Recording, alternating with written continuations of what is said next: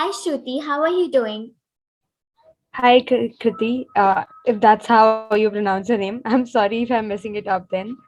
I'm doing great. How are you? I'm doing well too. Yes, my name is Kriti and I pronounce it like that only. So, what's happening around? What's going on? So currently I am in 12th standard as like I'll introduce myself first, I think. So hi, I am Shruti Lohariwal and I am a 12th standard student as well as a copywriter, freelance copywriter and a podcaster. With recently I started my podcast recently, so that's what I do. And yeah, like I'm working with clients currently. I have my college entrance exam, so I'm working on that. And then all the client work, my own brands, handling my own brands. So there's a lot kindly currently in my plate. So yeah, trying to juggle between things and step into shoes. That's how I'm managing. That's so wonderful and many congratulations on your new podcast. Thank you so much. Okay, so let's start with the very first question. Tell us your journey as a freelancer and your ups and downs, your purpose for the same. Okay. So this, like, I always had a knack of writing. Like I used to write poetries, and I was into poetries, short stories, all of that. I used to write, and I was a part of a lot of writing communities. I was into anthology publishing and all of that. Through that, I made a lot of connections as well. So in 2020, I had a bad phase in life. 2020, around December. Then I had my exam, so first thing I had to focus, like keeping my back, like whatever was going on in my life, keeping that aside, I had to focus on my exam. So I did that. And after that I was starting to heal initially, but that void was somewhere there, that how do I fill this void now? So like I started writing again. I started my own blog, on which I used to share my own personal journeys, mistakes, ups and downs, learnings, all of that. And it was kind of a personal blog. And then one of my friend, she's a bit older than me, like elder than me, three years maybe, or 2 years. And then I was connected to her through a writing community, like through poems and all.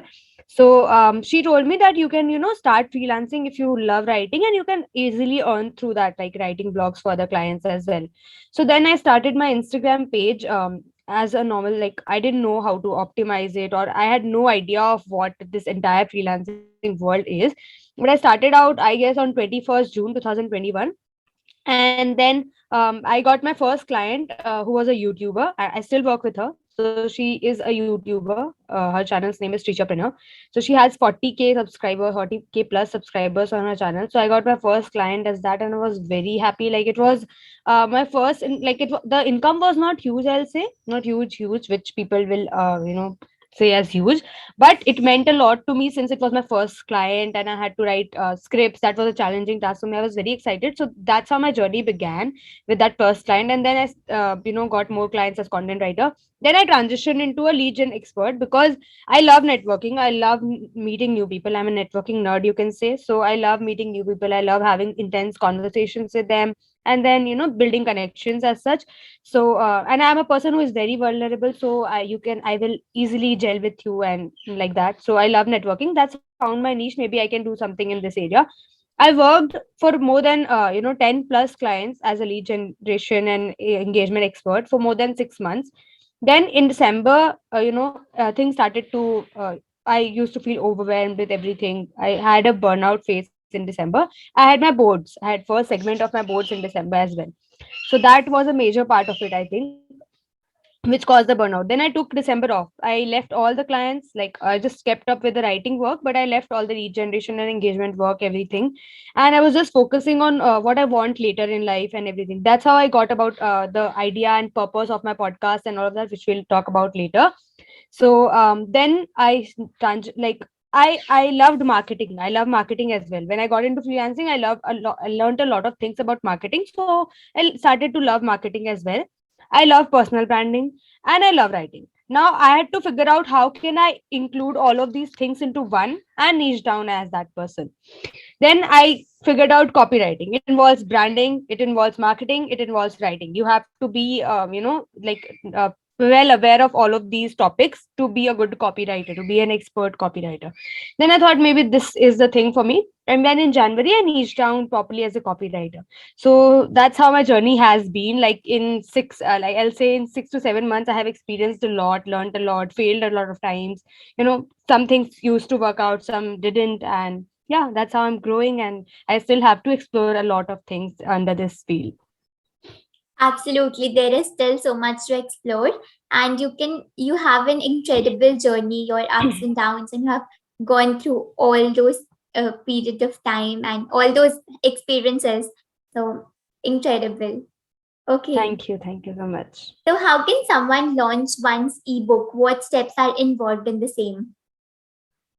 Okay, so I guess I launched my first free ebook maybe 2 or 3 months back.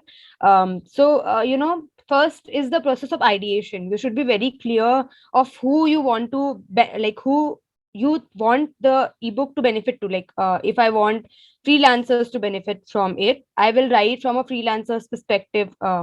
So you need to be very clear with who you want the book to help, and then you need to sit for ideation, like what will you be including in the book and how you will be structuring and all of that. And then you can divide the subtopics as to what like how many chapters it will consist of, or how many topics you want to cover inside it. And then like you use your own expertise as well as research. And like once you have all the research and all the material in place that you want to put inside the book, just start writing it. And once it gets completed, editing and all of that, just here a bit of touch here and there, all of that, and then designing, which is the main part, which I don't like. That's why I hired a designer to do that job for me. And then if you want to give it as like a freebie, which lead magnet kind of, if you want to give it like that, so use any of the email software like MailerLite, Mailchimp and all of that. Otherwise you can keep it in a form of a PDF format also in your drive, and you can give that link to people, or a Canva link where they can download it and use it. So there are a lot of servers and technicalities regarding how you can give the access to the audience. But the writing process is, first is the ideation, then is the whatever, use your own expertise and write down the pointers that come to your mind, then go research about them deeply. Check what if you suppose you are going to write on freelancing, go search for other materials, what's included in them, and how can you make yours stand out. Work on that thing, work on your USP, and then you go just write down, and there you go. Absolutely, this is the wonderful process, and one can absolutely use one's own expertise and launch the ebook. So should it be Yeah. related to one niche, right? Yeah, it should be related to one niche, because if you try to include everything in a single ebook, it will be of no use. Like it will cover just bits and bits of some, like multiple topics, which will not be able to give all the data to the audience or the readers. And so if you stick to one topic, and if you explain in deep detail about that, dig deep, it will, I think it will benefit the readers better than covering multiple topics. Definitely. Okay. So, as you said that you recently started your podcast, right? So, tell me something about that and something about your brand as well. As I told, that December was a major burnout month for me, because I was not resonating. Like I was making money, I had a kind of mundane routine that wake up in the morning, fir kaam karo, and then like study, do all the course what you have to, and then at the end of the day, I was impacting a particular community, that is freelancer community or coaches and all of that. But my point was to do something more bigger, like not just stay limited to one community or a group of people. And at the end of the day, I didn't think that my work was making that kind of an impact that I wanted to. Like I am a person who wants to see the change in the world and all of that. Like I'm a kind of a rebel, you can say. Then um then I came up with this, that when I was in my teens, I had a like I wanted to do something big. I was juggling between different businesses from the age of 13. I had my own reselling business, I had my own customized products business, and then I used to make sell gift hampers, and then I used to teach tutor kids who were smaller than me. So I always had to do something. I knew it from the age of 13. Then I thought, Why not? Like, I, as a teenager, I didn't had the proper tools, proper guidance. I didn't know anything about mindset. That's why I was not able to, channelize my energy the right way. And I know this energy which we have in our teens will never come back in our 20s. So like late if you could ask somebody like 10 years back, they probably they were not using their teens to the fullest, or think about career opportunities. That was fine, because the world was not growing so fast, opportunities were not passing so fast. But now, since you see every day something or the other new is coming up, the world is evolving so fast. So if you do not work on your teens, on your skills, on your mindset and all of that, self awareness, then you are going to suffer in your 20s. When you come to 18, 19, when you have to start with your college, you'll be clueless as to what to do, and then you will take all the pressure at one go, which can be negative for you. So that's why I came up with this, that I'm not saying that you need to earn in your teens. I am saying that create a winning personality for your teens, which will help you in the later stages of your life. So that's what I want to do through Win in Teens. Like, that's why the name Win in Teens, that you need to create a winning personality for yourself in your teenagers, teenage years. So that's what I want to help teenagers with. So that's why like the first step is the podcast, and then I have a lot of other visions for it as well. So the first step was podcast, which I launched on 23rd.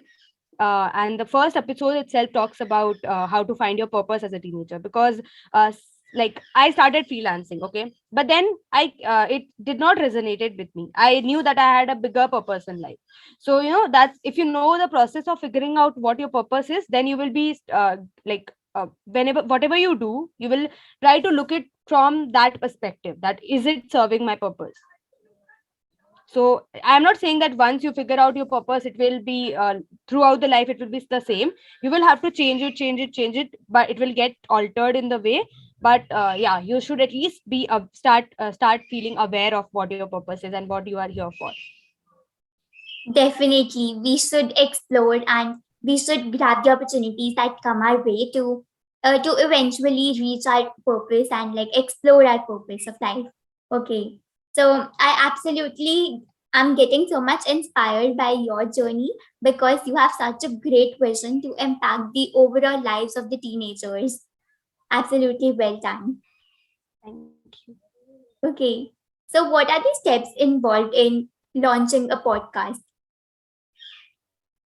Okay, so what I did, I had no idea. Literally, I hate the tech stuff. So the first step which I did was, like, I had to decide as to some topics which I want to speak on, and I wanted to decide like what will be the first episode and all the, like, the background, like what you want the theme of it to be. Like, my theme is around teenage life, all the things which can help the teenagers grow themselves and develop themselves.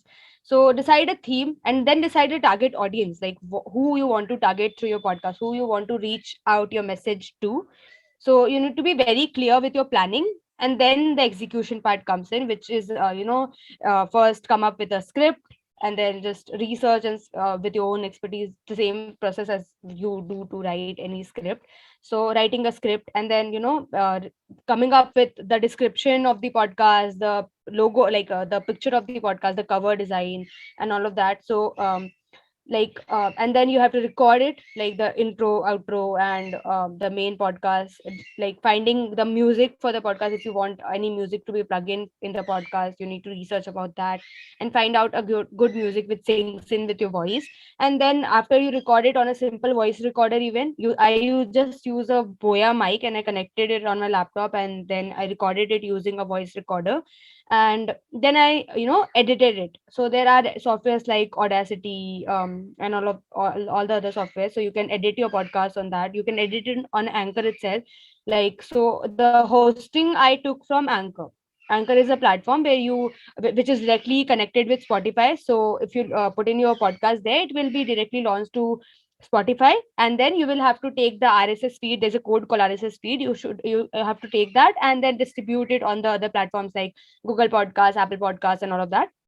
So yeah, the first step, any like whatever you do in life, the first step should be planning. You should be very clear with what you want to see it as, and then the research, and then the writing part comes in, the script, and then the recording part. The recording was not easy. it will not be there. Like, you just sit to record and in one go it's recorded. It will not happen like that. I recorded it multiple times, like more than 20 times, I'll say.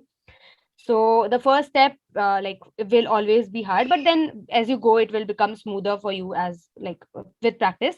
Then the recording part, after the recording, the editing and all the final changes, and then you can fill in all the details in the anchor, and just launch it. It's simple. That's so amazing. People are actually dreaming of what you have already achieved, and you have done so much in your teens, and I absolutely admire your journey. Thank you so much. That's just like everybody. I believe that everybody can do anything. Or anybody can do anything. They just need to have that willpower, and then they should see what aligns, what feels aligned to them. Like, public speaking is something I loved since my childhood. Like, I used to participate in every single speech competition, every single debate competition, every single elocution, extempo, all of that, and I loved public speaking. I envisioned myself as a TEDx speaker. I still do. I have my TED talk ready already, but I'm not invited to a TEDx event yet. So yeah, I love public speaking. So that's how I came up with this. That yeah, I am good with like public speaking. I can easily do a podcast, and then I have plans to do YouTube as well. So what feels aligned to you? Well, you just need to dig deep inside it and do it.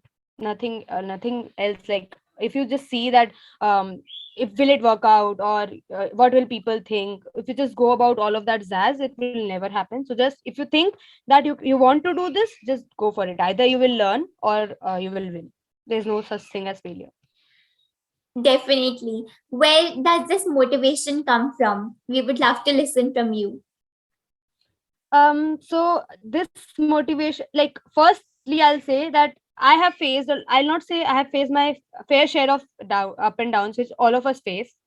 And that motivation, like, when I see my sister, I'll give you an example of my sister. She is 15, okay? And when I say her do something, like take up a course, read a book, that awareness I see is missing in a lot of people. And on the other hand, there are some of my friends who are like, when they see me making money and earning, they are like, how can we make money? So either, if there is an influence, then it's about making quick money, and on the other hand, there is no influence at all. But people do not know that what it takes to earn money. Like, the skill, nobody is talking about the skill set, the mindset, all of that in their teens. Like, either they want to just make money, or they do not have want to do anything. So when I see that, I myself feel that I want to be the one who will spread this awareness. So even if I like, think of giving up some days I have my low days as well. So even if I think that, oh, I don't want to do, like, this is not happening, I just go back to my why. That's why having a purpose, again, the purpose, having the purpose in life is so important. It will keep you going. Like, whenever you feel down, just go back to that why. That why did you even start?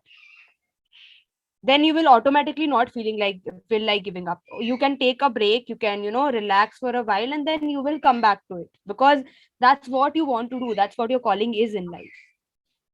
Exactly, such mature words, and you have so much in depth understanding of a variety of things. And I'm myself getting so much inspired by your words. Thank you so much for sharing this. And I It's absolutely my honor. admire your desire to create a wonderful impact. It's my honor and pleasure to have this conversation with you. Right. Okay. So, why is it necessary for anyone to build a personal brand and stand out as an expert? So, like, when you start building your personal brand, people will start relating to you. Like, suppose as a freelancer, if I'm building my personal brand, so like, you connected with me through my personal brand. How did you, like, why did you even feel like inviting me to your this journey teachers? Why did you even feel like invite? Because you came to know about my profile. Till then it was just a profile to you, a simple Instagram profile. But when you came to it, you came to know a lot about me, my struggles, my wins, my journey, what I do, what I do not, my raw, like, life, what I do apart from work. So you became a part of my world. And then you felt that connection, that yeah, maybe I can have this conversation, and this conversation will help a lot of your audience. So that's how you, like, that's what helped me create my picture. You do not know me personally, We have never talked personally, we have never met in person. So but still you had that picture of me in mind which you created. So how did that got created? Through my personal brand, right? So your personal brand is like a home which you build for yourself and you invite people to. And then what you portray yourself as there, that will define what kind of a picture people will have of you in their mind. So that's why having a personal brand is very important today, like to uh, whatever you want to do. If you want to just, even if you do not even want to monetize it, if you just want to influence people, if you just want to share your journey, having a personal brand is very very important, because that will set the authority for you, that will help you in bringing people to your, adding people to your community, adding people to your life, if that's something you want to do. And standing out as an expert is important, because if you do not give your flavor to it, then it will not build that connection with people. It will be just like all the other brands. So having your flavor in your personal brand is, that's why we call it personal brand, right? It's so important. Every, like, I believe that you can learn something from every person. Like even if even if you just talk 10 minutes with a child, you will maybe learn something or the other from him or her. So you can learn something or the other from anybody you meet. So that's why having because you have that something which you can teach someone, so use that to build your expertise. Because see, I talk a lot about teenage life and mental health because I had this awareness, so that's my USP. That's what I can say myself, that yeah, I did it in my teens and I can help others do the same. So that's what and if you talk about industry leaders like Sahili Chatterjee, she started making money at such a young age, and she was a trendsetter in freelancer industry, I'll say, in India. So she talks about that, that's her expertise. So we all have something which is unique about us, and that's what helps which when we put that in our personal brand, that's what helps us in building our expertise and building our authority. Well explained and accompanied by a lot of examples as well. Okay, so personal brand is very important and it actually makes you stand out with your expertise in a particular domain. Okay, Yeah. so how did you figure out the niche of copywriting for yourself? How do you help to build businesses through the power of words? Haven't you selected a micro niche in that as well? Like as I told you that I had a knack of writing always, and then I was into lead generation. So I was, I wanted to build relationships as well, but I was not enjoying all of that bits and bits doing here and there. Then I figured out, I wanted to figure out something which involves all the things I love, which is marketing, which is branding, building a personal brand, and showing that transformation, building relationships, and writing as well. So I wanted to do something which has a combined effect of all of these areas, all of these aspects.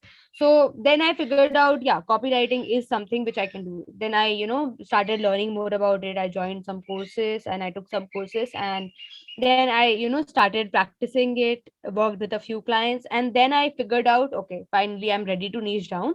So I niche down as a copywriter. And when it comes to helping other people, so what copywriters do is they bring in your voice and your expertise better than you can. Suppose if somebody is selling a course which is on copywriting, okay, so we are the ones who will even if you have all the research, even if you know everything, the way we can put together the entire program and entire course for you, you will not be able to. Because we have, when we niche down as a copywriter, we obviously read a lot of books, we read a lot of documentaries, we read a lot of swipe files, and that's how we help others to bring what they have in the table in a form which people will be persuaded to buy. So that's what I do. And I didn't select a micro niche till now, because I just niche down to copywriting and I want to explore all the niches before I go select that one niche which appeals to me. So I haven't worked with all the industries in copywriting yet. I have worked with a few business coaches, mindset coaches, and all of that, beauty products. But I want to explore more, and then I whatever resonates the best with me, I'll think of niching down further. Right, absolutely. You do not have to niche down at the moment, but you can obviously explore for yourself with the different options and with all the variety of options available out there. And You can choose your thing. Okay. Yeah. So, how do you produce engaging content for the blogs and articles that actually help the clients as well? What are its various constituents? So for blogs, first you as a freelancer or as a writer, I'll say you should be very good at research. So researching is something which helps me creating and research and creativity. When you combine both of them, you learn a lot of things from research, and then you use your own creativity to bring that better, to bring that in a raw and engaging format, which has your client's personal touch. You should be well aware of your client's voice. You should be well aware of your client's tone and what they want their audience to perceive it as. And then research is the main component, which is the key here, I'll say. So research about the topic, be thorough with it, because if you do not know if you do not know the ins and outs of the topic, you'll not be able to write it. So have like spend a good time, 4 to 5 hours, I'll say, on the research, and then sit for writing, because writing takes a very little time. Once you have all the pointers and all the research in place, it's just about putting them into paragraphs and phrases. You just need to do that. So research is something which you need to be very fluent at. Just research about everything, and then you will start coming up with a lot of ideas. And even if you do not write, if suppose you are not writing, don't leave that habit of researching and learning and exploring and new things, like reading books and reading articles, reading blogs, because when you stay in touch with what's happening around, you will be able to when you're given a topic to write, you will be able to bring up your own thing into it. So yeah, that's what helps me create engaging content for the blogs and articles and everything I am. Right, research works really well. Okay. So, talking about the sales and landing pages, what is your take on thinking about high converting copies? um like landing and sales pages are something which I started writing recently, like 2 months back. And then one thing I noticed a lot of people not doing is everybody will say you to write the pain points of the audience, and what, like the future pacing. But what I find missing in most of the sales pages is the transformation which the product is promising. Because the audience already know their pain points, they already know they are in pain. So they want to get rid of that, so they are here at your sales page to see how you can do remove that pain and what transformation you can give to them. So when it comes to writing landing pages and sales pages, one thing which everybody, like every writer or every person who is writing a sales page, should focus on is showing that transformation, showing that what this product will give them at the end of the day. And then so there are a lot of steps involved in writing a landing and sales page. So you should have a thorough understanding of the product, its features, its benefit, and the target audience and target market you're selling to, and the price point, and the social proof. So when you combine all of that together, and that's like, use the power words, use the visual adjectives which will help the audience create a mental movie in their mind about the product. Because once you see yourself using that product in your mind, you will be automatically inclined to buy that. So your goal should be creating that mental movie in the mind of the audience, so, and showing them the transformation which they will see through the product, and that will help the copy to sell easily. Right. Okay. So, you basically have to bring about that transformation which your audience and which they are expecting. Okay. Yeah. So, what is your experience with writing and engaging through YouTube and podcast scripts as well? So, YouTube script is something I've been writing since last year for a couple of channels. I have also written scripts for Joe's Talks. So, like in YouTube scripts, you should be firstly well aware of your target audience, who you are targeting, like the age group particularly. Suppose you're targeting teenagers. Since through my podcast I'm targeting teenagers, so I'll use a language which is more simple, more funky kind of, which they will resonate to. So if you've listened to my podcast, I have used a mix of Hindi and English both, so that they will resonate to. I have used lingo which they will find funny, and they'll not find it boring. So you should be well aware of your target audience group, so that you can pick those kind of words, pick those kind of phrases, pick that tone for you, so that they will listen to. Because writing YouTube scripts, they'll not read the script, they will, listen to it. So that should be very engaging. That's one thing you should focus upon when you're writing a script about YouTube or podcast or any other video content. And then you should be, again, copywriting skills is a must for video content as well, because you should know which line to use first, which will hook the reader to listen. If I suppose now I say a quote which will, directly hit you.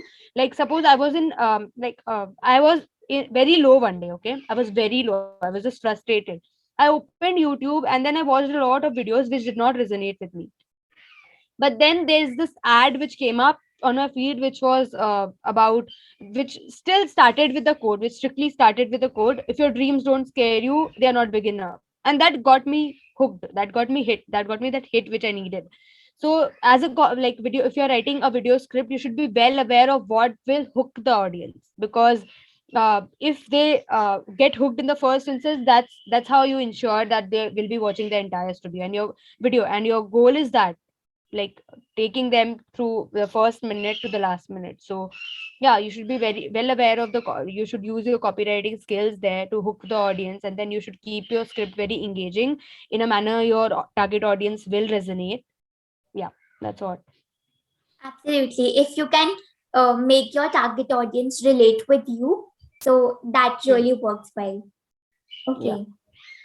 So, how do you assure clients that our work converts subscribers to sales when it comes to working on the email sequences and even the newsletters? What all goes in the same? Okay, so I try to pick up the client's voice first. I try to understand the kind of audience they have.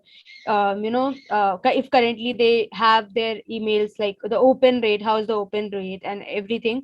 So the goal of different emails is different. Like, if I'm writing a sequence for launches, I will be focusing more on objections, more on myths, more on building social proof, more of giving them that awareness that they need this product.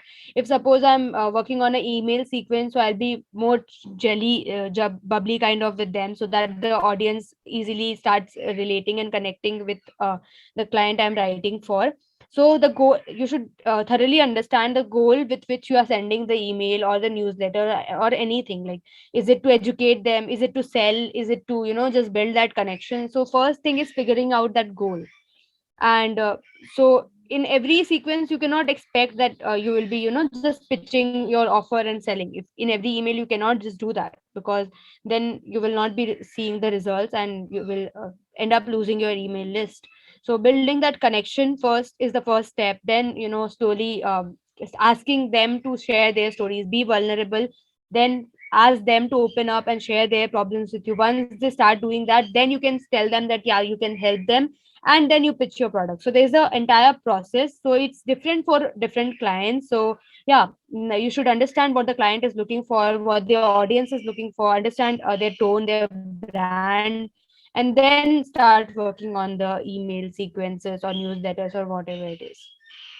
Right, you need to thoroughly understand the basic requirements and what exactly they want. Okay. Yeah. So, I saw in your profile that you are certified content writer. You want to talk more about the process and everything? Yeah, so like, as I told you that I had a knack of writing always. I used to write poetries. Okay, so then I didn't knew anything about content writing or blog writing or article writing. Nothing I knew. I just used to write poems and short stories. Then there's this friend of mine who was doing a college internship. So he told me that there's this course from my captain on content writing and creative writing, and you can, get certifications for that as well, and you will come to learn a lot of things. So I joined that course, and through that course I got certified into content writing. And then I started to know about this world of entire freelancing and content writing and copywriting and creative writing. There are different kinds of writing. मुझे ये भी नहीं पता था पहले. I used to just write poetries, and I knew that that's all about writing, nothing else writers do. So then when I joined that course, I came to know about the different aspects of writing, different procedures involved in each kind of writing, and all the kinds of writing. So that's how I got certified through that course, which is from my captain. That's so amazing that at such a young age you are already a certified content writer. Yeah. Okay. So you have also shown your interest in TEDx as well. How and what drives your interest and curiosity in the same field? So, as I told you that I love public speaking. I love sharing my stories. Like I believe in this quote a lot that if a story is in you, it has got to come out. So, like I love sharing my story. Whatever I am very vulnerable kind of a person. If you be in touch with my Instagram stories, you might have seen that. So I don't like I share my mistakes, what I did in life. I share my wins. I share my struggles. I share all of the little bits and bits of my stories in my life, whatever experiences I have had. So through TEDx, my I just want to share my story with the world. That's why I just wanted to. I don't know, like later on the vision can change. Maybe I'll be speaking about the winning teens brand or the teenagers part. But I love including an element of my story in everything I do, because that's how I'm like that's what adds that unique touch to it. Because I have myself I don't do anything which I have not experienced myself. I don't like saying anything which I have not myself experienced. So I love including my experiences into practical advices. So I really want to just go to a TEDx event and share my stories. And yeah, because I watch a lot of TEDx talks. I Whenever I am free, I just binge watch TEDx talks, and when I see those stories, when I listen to those stories, they really inspire me, and then I see myself sharing the same someday. So glad to hear that, and I really hope your wish comes true super soon. Yeah, it will Okay. definitely. So how do you define business? I saw that you gave a TEDx talk like on your stories too. So what does business mean according to you? After all, you have started out at such a young age and I've been able to bring out such so much valuable stuff. So if I say business, it's like it's very, if you try to simplify it, it will be simple. If you try to understand it in a complex way, it will be complex. So business is something like which will first of all, it's about giving you monetary returns. But then you should like you are targeting a particular audience through whatever you do. You are bringing value to the table. You are helping them achieve a particular goal or particular thing. You are benefiting them in some way. You are fulfilling their desires in some way, some or the other desire which we all have. And then in return of that, you are taking the monetary benefit from it. So that's how business is. Having a particular group of people, your product, benefiting them, taking the money from them. So like it's a two-way thing. Like you are giving something in return of something. So yeah, that's how simple it is. Suppose as a freelancer, it's since copywriting services, selling copywriting services is my business. So I have a target group which are coaches. I help them, write copies which are engaging, which drives engagement to their profile websites, and sells for them. So that's what I help them achieve, and in return of that, they pay me. So that's what the entire procedure of business looks like. Absolutely. You give your services and instead of that, you get the monetary returns. Okay. Yeah. So just a small general question here, and how do you check the run a plagiarism check on your content? So there are tools like you can use Grammarly, you can use Dupli Checker. So there are a lot of tools which you can use to check plagiarism on your content. Okay. So there are a lot of free tools available on Google as well, and basically you can Yeah. use Grammarly too for that. Yeah. Okay. And there are a lot of Chrome extensions as well, such as SEO tools, Kit, or something like that. So they can help you. Like there are paid tools as well. But when you are working with extremely good clients and extremely hard, high end projects, then you should try using a paid premium subscription. Otherwise, free tools work well. Like I have been using them. Right. So what importance does grammatical mistakes has in content or even copywriting? grammatical mistakes are something which matter a lot, because see, your content is going on internet and people are reading it, your audience is viewing it. So the grammatical errors should not be there. So even if you're not good with grammar, if you know basic grammar, you can just go ahead with that. And then there are tools like Grammarly which and Hemingway which help you improve your grammar.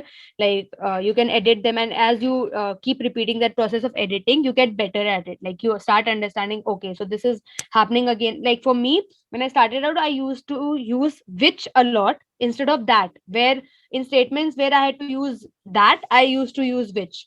So when I started editing again and again the documents, whatever I used to write, then I came to know how this thing is happening again and again. So I improved that.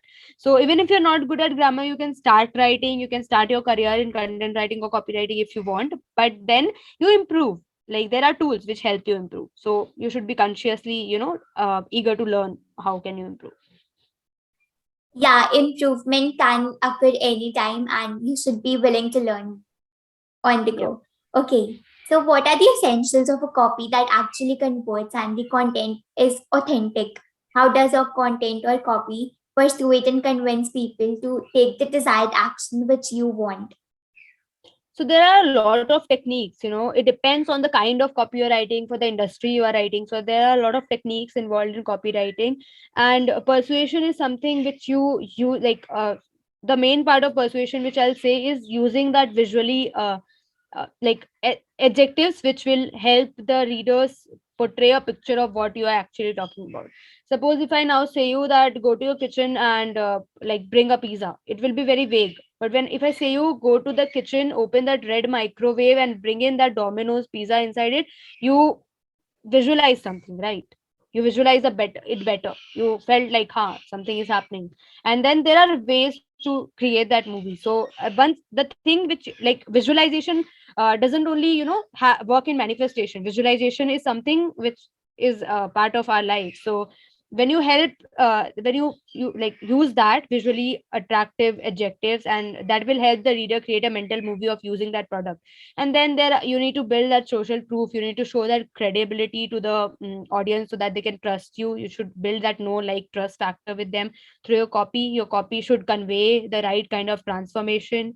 Your copy should be convey the message that you are trying to give, that your brand stands for, the values your brand stands for. So there are a lot of elements which come together in a copy. So yeah, you get better with practice. So you need to start with us and like learning, and then implementing it, then learning, then implementing it. That's how it goes. I am also no expert at it yet. I'm still learning and evolving each day. So yeah. Absolutely so true. Building a visualization and building a type of a movie in your head, and the kind of picture, it really helps, and it really provides the basic picture of what is needed to be done. Okay, Yes. so how does the process of client acquisition work for building a strong personal brand? So, client acquisition is something which you can have in two ways: inbound and outbound. So, inbound is something which you leads come to you and ask for your services. So that happens when you are putting out valuable content, pain point hitting content on your creating content on your social media handles, and that what attract leads for you. So that's inbound client acquisition. And then you yourself reach out to clients you want to work with. You figure out, you have your ICA, like ideal client persona, who you want to target, who you want to work with. And then you reach out to them, pitch in your services, see what the client needs from you, and then hit at that point and pitch your services to them. And that's how bring clients, keep a pipeline of clients. So client acquisition is something which as a freelancer you should never stop, because I agree freelancing is a little uncertain. Suppose you are earning 10K this month, you might not earn 10K next month. So client acquisition is something which helps you be consistent with your income as well. So client acquisition is something you should never stop. Right, that's absolutely correct. We should never stop, reaching out to people, and networking really helps in this case. Yeah. Okay. So, coming to the social media management part of your freelancing career, what exactly is it, and what are the roles and responsibilities included in the same? So before I completely transitioned to copywriting, I was working as a social media manager, and I still work with some of my clients who are still there, I haven't onboarded them yet. So social media management is a job where you manage the client's entire social media. So there you should be very clear with the goal which the client has. Suppose a client has a goal of building the visibility for his social media handle, then you should work accordingly. And then if the client wants sales and want to sell a course or a product through the social media, you should be working like that. So social media management involves a lot of a lot of things. First is, optimizing the profile if it's not optimized, seeing what kind of engagement is there on the profile, creating content, creating strategies, competitor research, seeing what other people are doing in that niche, and then bringing out your content in a way which stands out. And then checking up the analytics, what's working out, what's not working out, hashtags, and all of the other things. There are different platforms involved. Suppose you are managing Instagram, then you will be focusing more on video based content and what the trends in the market. And then suppose you are working on for Twitter management, you should be working on short like content, and like seeing the trends more and all of that. So every platform demands something else, something other, or like something different from you. So as a social media manager, you should be very active in learning and upskilling and trends. You should be well aware of trends. And yeah, strategizing part is the main aspect of it, and then creating content. So you should be very fond of content creation first of all. Yeah. Really well said. Content creation and strategies accordingly, going through the various trends. So these are all the basic elements of managing a Yeah. social media account. Yeah. Okay. So what are the mistakes one should avoid being an SMM? So if you are starting out as an SMM, so you should be knowing what you do. I see a lot of people who are starting out as an SMM, and then they are still offering their consultation calls. There's nothing wrong in it, but I like feel that you should know what you are doing first. You should have experimented with a lot of things. So before working with paid clients, you should work with a lot of beta clients, and you should work on your own account, and you should know how a particular platforms work. So one mistake you should avoid is not going for something which you do not have experimented with before, because social media profile handling social media profiles is not easy. A lot of people thinks it's just a cup of tea, but it's not. There's a lot which goes at the back end of it. So that you should avoid. And the other thing you should avoid is promising something which you cannot do, like followers and sales. All of these things are not at your hand. You cannot just promise that you will help a client grow up to 10K followers in a month. It's just not possible, right? So you should not never make fake promises. You should be very clear with what you are going to offer with your deliverables and all of that. Yeah, that's what I feel. Right. Yeah. You cannot guarantee a certain number of followers for a certain client, and even for the lead generation as well. You cannot guarantee that you will bring this Yes. number of leads every month or maybe every week. Because that doesn't just depend on the lead generation, like a person who is doing it, or the leads, or it depends on your product as well. How good the product is it bringing out the transformation, how good you are with your work. So there are a lot of factors, so you just cannot guarantee things. And similarly, when it comes to followers, it's all on the algorithm. You could just you can Right. give your best through your content, you can reach out to people, you can increase the engagement on the profile, but ultimately at the end of the day, followers is something you cannot just guarantee. Right, definitely. Okay.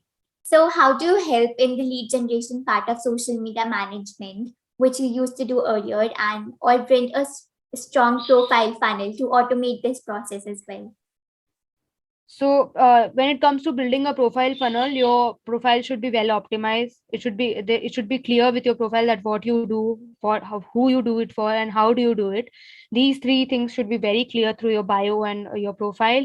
It should be well optimized, and then comes the content. Your content should be very valuable, very pain hitting content, which you should be well aware of the pain points which your target audience is facing, and you should create your content around that so that it resonates with your target audience. And then that's how you build a funnel for yourself. When a person comes to your profile, he or she will see the optimization part, that will help them hook, that will help them understand whether you are the right kind of person they can reach out to for their for the need.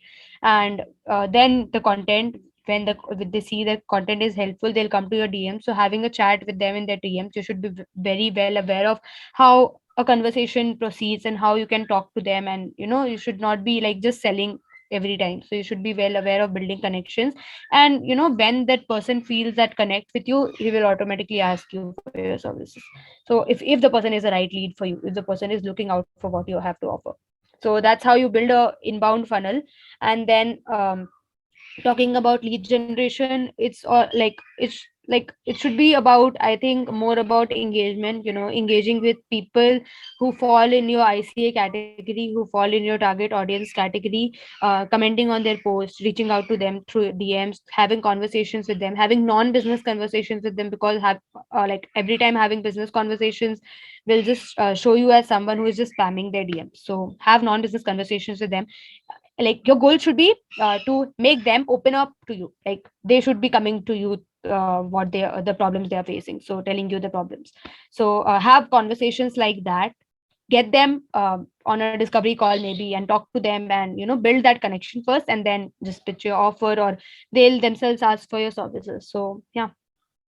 Right. Once they feel connected with you and once they feel that you are the right person to solve their problems, they will automatically come to you, maybe asking for your services or your offer. Yeah. Okay.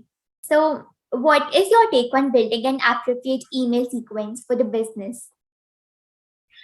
So email sequences, as I told you, it's a lot of there are a lot of kind of email sequences. Like there's a welcome sequence, there's a sales sequence, there's a pre-launch sequence, post-launch sequence. So you should be well aware of the goal which the sequence is trying to serve, and then accordingly you strategizes. For example, if I tell you about a sales sequence, so suppose you are selling a product, so your first email should be about creating awareness of that, why they need the product. Suppose I recently wrote a email sequence for a course of phonics. So you should be, if the first email content was about why should somebody consider learning phonics, what's the data, using data, I establishing that proof, making people aware. So awareness based content comes first in the emails, and then comes the like how people are future pacing, how people are already benefiting from it, how you can benefit from it if you have that skill. And then you killing the objections which people can have, like price point or time, spending time. So killing the objections which people can have through your product. So you should be well thorough with your product, what is it, you should be very clear about that. And then the third email is about that, then the fourth email is about the product, directly you are pitching the product, and fifth email is about giving them a reminder, or showing them the proofs of people who have already purchased this product. So with every email sequence it's different. You should be very clear with the goal, and then the audience, how nurtured is the audience, and that's how you strategize the emails. So, well said. There are different types of emails, and a lot of them depends upon the different categories as well. Okay. Yeah. So, what are the factors you keep in mind while closing the clients? What are some of the networking methods you use to get the clients in shorter durations?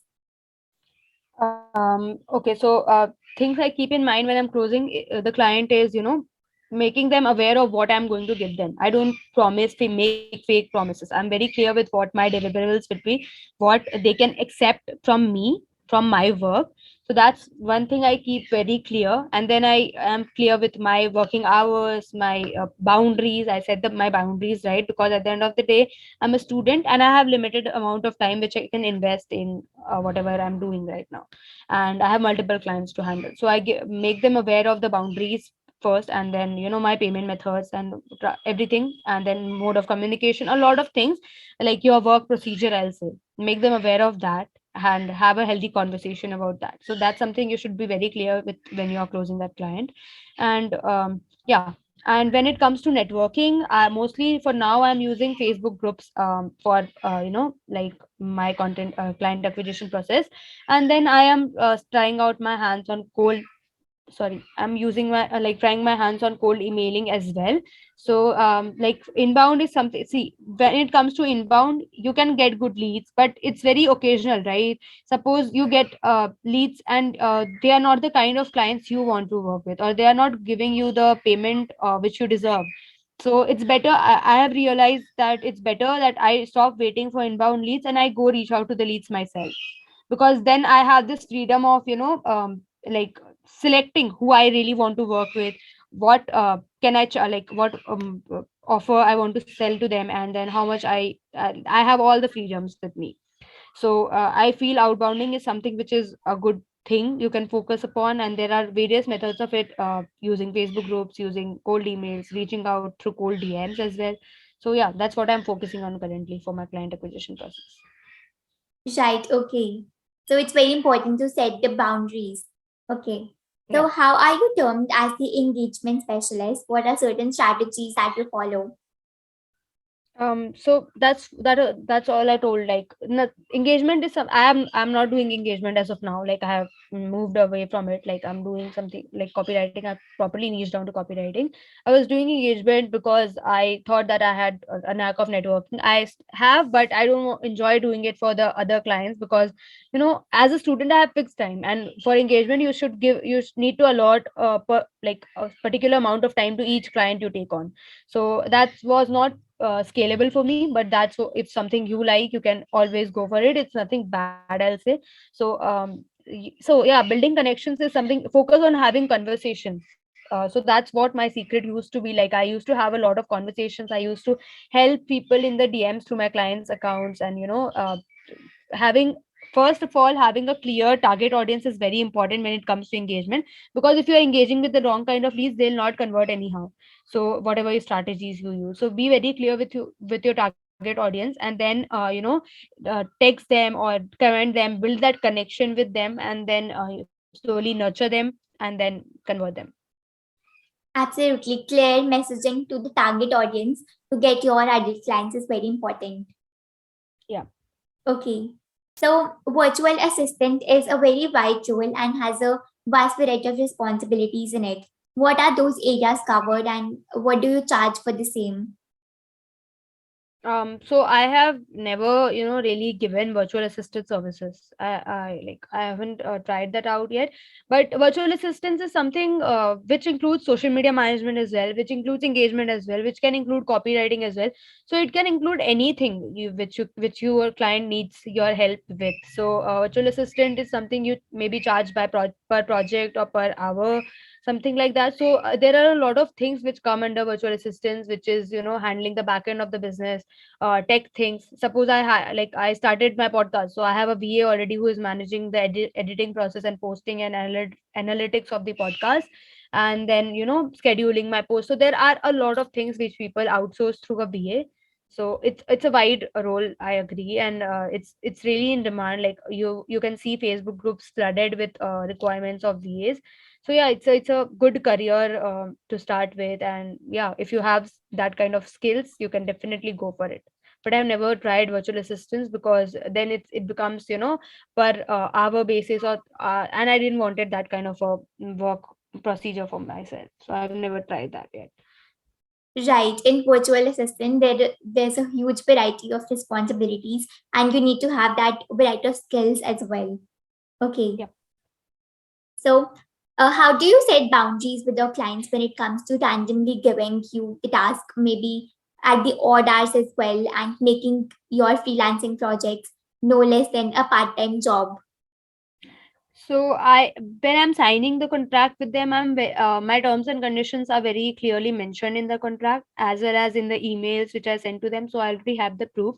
So I already mentioned the charges I'll charge extra if the workload exceeds from the deliverables I have already promised in the contract, and I mentioned them the hours I work and the days I take off. Like, Saturday, Sundays are off for me, and I work till from 10 a.m. to 8 a.m. I'll be available. I mention that very clearly in my contract. So even if the client texts me in odd hours, or like just send me work, so I'm not gonna respond to it. And if the client has any problem with that, I am okay, having a healthy conversation, that see, these things were mentioned in our contract, so I would like to claim that. So like, that's how you should do. You should be very clear with what you are going to do, because I see a lot of people who fear losing clients. For the longest time, I also used to feel the same, that what if I don't respond and the client leave me, or if I lose the client, then you don't deserve to be working with the kind of clients who are giving you the trouble, who are not considering your mental health, and who are not respecting your boundaries. That's something you should be very conscious about, which I realized later on after making a lot of mistakes and suffering a lot. So yeah, you should be very clear in your contract, in your emails, in your conversations about what the things you're going to give them, and the time you're going to give them, and your work hours. And yeah. Right, this fear of losing clients is actually realistic among many freelancers. And what if they promise the clients working in a flexible timing? Yeah.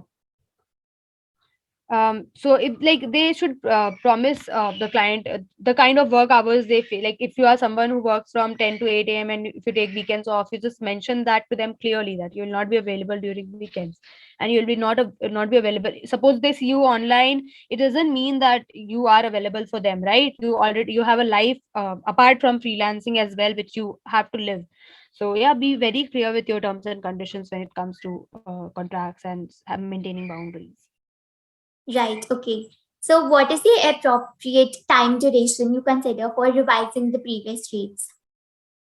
So what I follow is revise my rates with every client I take. So suppose I'm working with a client for social media management this month, and I'm charging 12K for it. So with the next client, I'll increase it to 14K. So I try to increase it at least 10% with every client, 10 to 20% with every client. And suppose if I'm working with a retainer client, I revise my rates per 3 months, every 3 months, Okay. To what because 3 months is a percentage? stable time. So yeah, it's nearly about 10 20% 10%, depending on the work and depending on how I have grown in that field. Suppose I'm working as a copywriter and I'm constantly investing in courses and learning new things, I will revise it to maybe 30% or 20% based on the skills I have gained in that amount of time. Right, definitely. So, you want to talk about the international clients and how to find them? International finding international clients is as simple as you find Indian clients. It's nothing rocket science, which people think that it is. So just you should be knowing that where they hang out, right? Where there's If you are searching in a wrong place where international clients do not really come and do not really hang out, then you are definitely not going to have a conversation with them and get them. So you should be very clear with the places they hang out, like Facebook groups or their email addresses, cold emailing, and all of that. So you should be very clear with that, and then you should be reaching out to them, because if you just sit for inbound, chances are less that you will receive the results within the time you are expecting. So go reach out to them yourself and have a conversation, be a part of a lot of networking events which are there in this Facebook group. There are a lot of networking calls where international people come, share their journey, share their services, all of that. So be a part of a lot of them, and then that's how you build that connections, and then you get a lot of referrals as well. Once you start working with international clients, ask them for the referrals. So that's how you grow your client base. Right, absolutely. So, you want to talk about the ways in which teenagers can actually build various types of income sources, and what is the vision for your brand winning teens?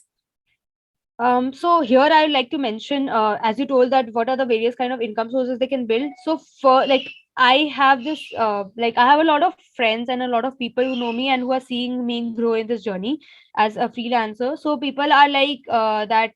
This is very easy and making quick money. It's just making quick money. You just sit in front of the laptop and you make money. That's what people feel, but it's not as simple as that. I need to work on my mindset every single day. I have to face that self doubt, that imposter syndrome. I have to fight with that fear of comparison every single day. There are a lot of things which work on the back end. You are working on yourself as a person every single day, which people are afraid to. It requires a lot of efforts, it requires a lot of struggle from your end, which people are not used to make in this age, which technologies have made our life so easier that we are not allowing ourselves to do that hard work and really get that. So first of all, my advice to every single teenager will be, start working on your skills, start working on your mindset, start being clear with your self, start being observing yourself, like what do you like, what do you enjoy doing, and all of that. See what your skill set is, see what your hobbies are, And then there are a lot of ways you can monetize your skills. Suppose you like reading books, there are a lot of options for you, that you can write book reviews and you will get paid for that. Suppose you like watching movies and series a lot, you can become a help people write scripts as well. You can get in filmmaking, and you can also review series and movies. You can become that. And then if you like making crafts and all, you can start selling your crafts online. You can start a personal brand for yourself on Instagram. You can start your product brand and start with selling those.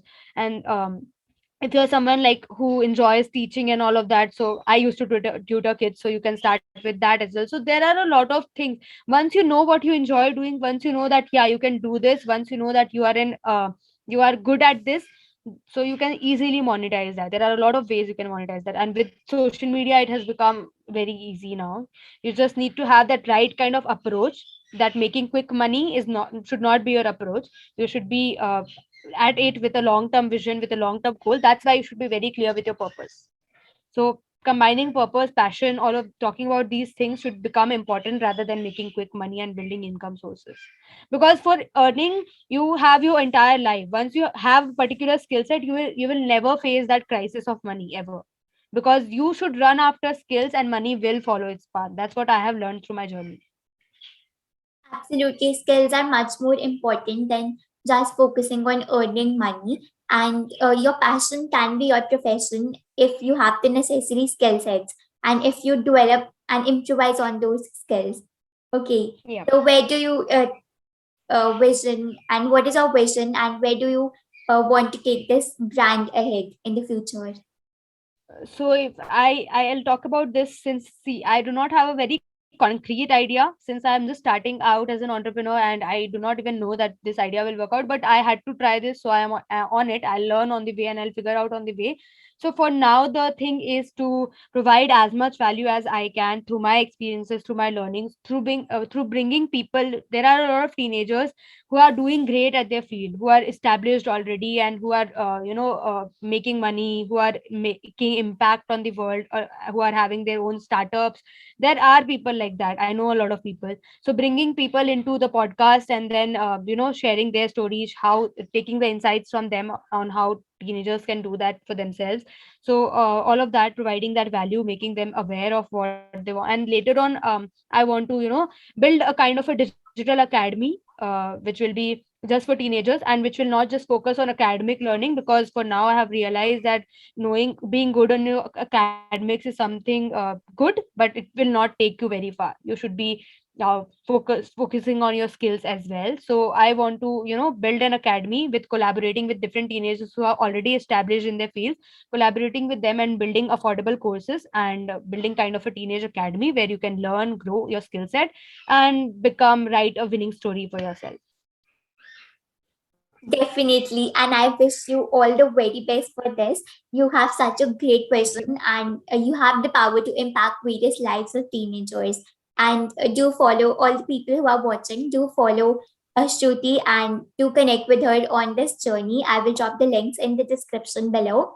And thank you so much, Shruti, for coming here. It was wonderful talking to you. You are such a big inspiration for everybody out there and for me as well. It's such an honor to host you. Thank you so much. It was just my honor to have like be here and talk, have this conversation, share what I have learned through my experiences, and I totally enjoyed this conversation. Thank you so much for having me. How did you find this interview? How did you find me as a host? So, I'm so sorry for postponing this interview for so long, because I was just stuck with some things, so I couldn't, start with it. But I really, really enjoyed talking to you and like sharing the kind of questions you asked me. They were really, really good. I loved answering them, and I loved the entire interview as a whole. And you are great at what you do. Thank you so much for your kind words. And uh, again, you are surely a big inspiration and keep Thank you. going Thank what you you so are much. doing. Thank you. Thank you so Thank so you so much. much.